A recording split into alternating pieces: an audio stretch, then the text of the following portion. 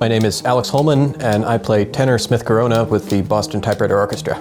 The Boston Typewriter Orchestra is an ensemble for typewriter and voice. Some of us have musical backgrounds, some of us don't. Several of our members play in bands currently. I haven't touched much of anything except for a typewriter since playing the trombone in high school. We play a wide variety of typewriters, from some small portable models all the way up to some relatively large desk models. A lot of what we do in building up songs is really exploring what different sounds we can get out of the typewriter and how we can incorporate them into a song. For example, you have the key makes sort of a basic clack sound, but then you have the shift that moves a lot of the mechanics and makes somewhat of a bass sound. Then you also have the roller that gets sort of a mechanical ratchet sound to it. And then all of them we can work with the carriage return for like the standard swoopy sound to it. As our name suggests, the Boston Typewriter Orchestra is Boston-based, but we've actually played all over New England. Most of the typewriters are 50, 60, 70 years old. Usually in our hands, we see 2 to 3 years of lifespan. We beat on them pretty hard. My fingers hurt. When we started out in 2004, we were a bunch of guys getting together and kind of banging on typewriters. We get that we're kind of weird, it's a little bit of a wacky idea, but we've discovered that this makes some legitimate music and it can be a real serious endeavor. We have true songs that come together and people seem to really enjoy them, and as long as we still are entertaining people, we're going to stay out there typing.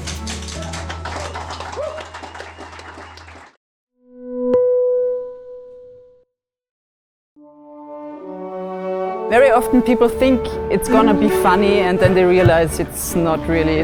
We really do music. It's not impossible to make music with vegetables.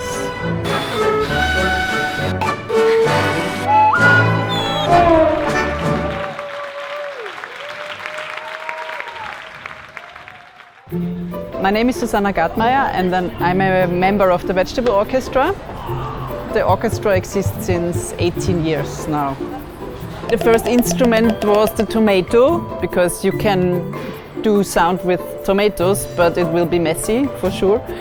We go shopping on the market first. We choose all the vegetables there. We have 3 kinds of instruments. One is the ready-made. You can just buy it at the market and play it. It's like the pepper, it's called, no? It's ready already. And then there are the simple instruments, like with 1 cut or some cuts. We get it like that. Then with the more complex instruments, we have some that work like normal instruments, The pumpkin is the bass drum, and the sound of the pumpkin is really important. Good. After shopping, we go to the venue and start to build instruments. All in all, it takes 2 to 3 hours to build all the instruments for everybody. And then we start with the sound check. And since we have new instruments each time, we have to have a very long sound check.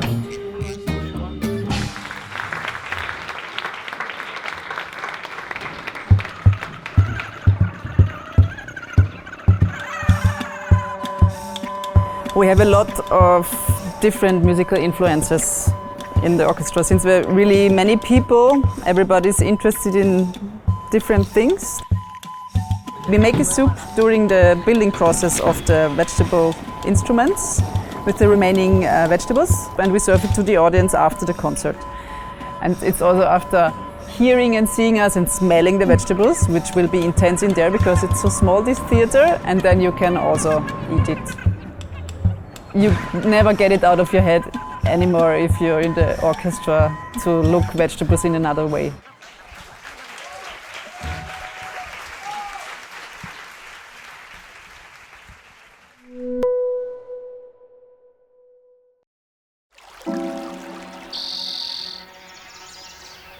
Every place in the world sounds unique.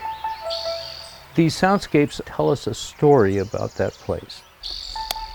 They tell us the ways in which global warming is beginning to change the natural soundscape.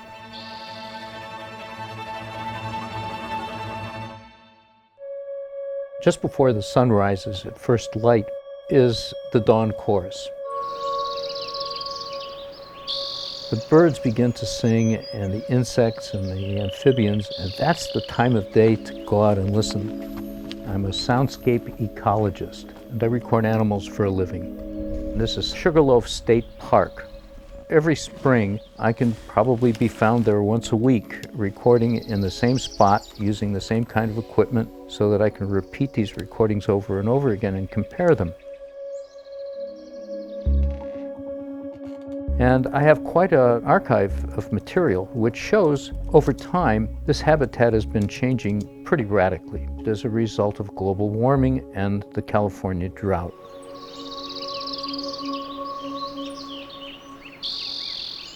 The first recording, made in 2004, shows a very robust habitat with a signature of a stream.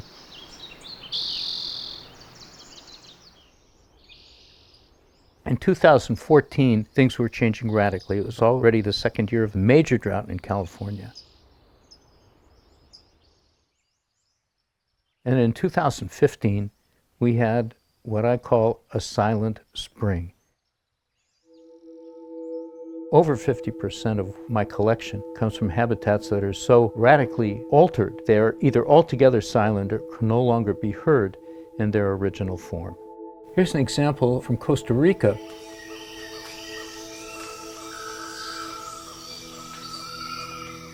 That's before logging, this is after.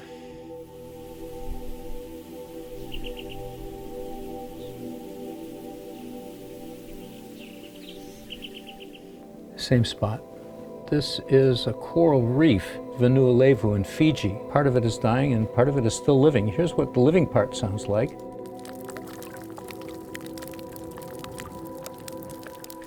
Here's what the dying part sounds like. Hardly any fish sounds. We really don't know what this means in the long run. In the short run, we're beginning to lose these soundscapes because the habitats are just changing so radically, and we're partly to blame for that. When I first began to record almost 50 years ago, I would go out into the field and just put on a pair of earphones and sit and listen because it made me feel good. It made me aware of the living world around me. And so I want to do anything that does that for me.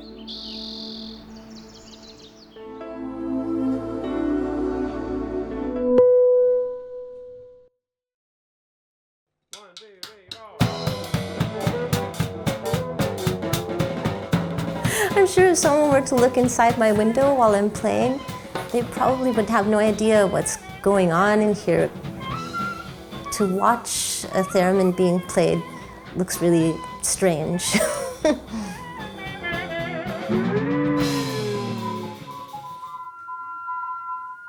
My name's Pamela Stickney, and one of the instruments I love to play is the theremin.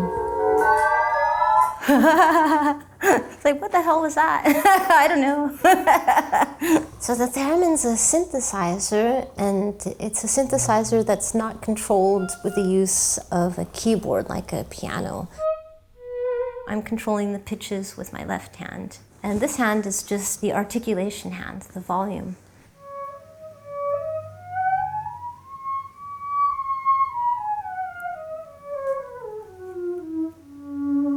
It's controlled without any physical contact. And you can make it like a bird.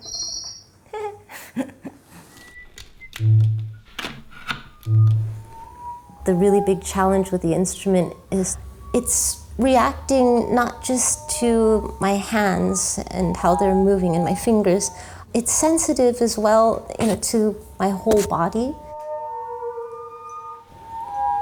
I've recorded on an album of David Burns, Grace Jones, the Indigo Girls.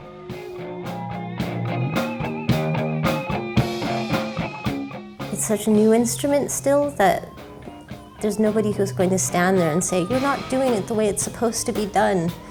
I don't think there's anything else like it. It doesn't relate to anything else I've ever played.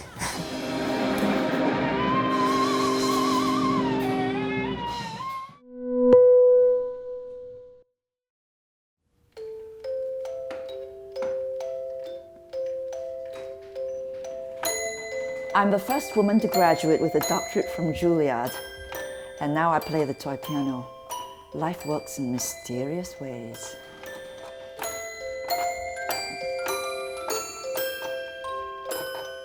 I have transformed the toy piano into a real instrument.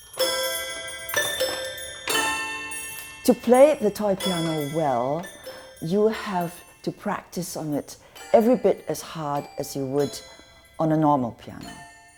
In fact, I think you have to work even harder because the action is so primitive. You can make it sound beautiful. You can make it sound convincing. It's a bit like going down the rabbit hole and taking your audience with you way back down this avenue to your childhood days.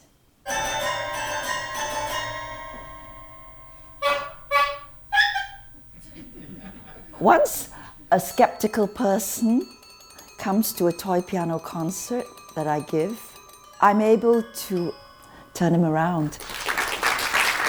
It's a whole extended family now of people into toy pianos. It's a fearless little band who are willing to stick their necks out for toys.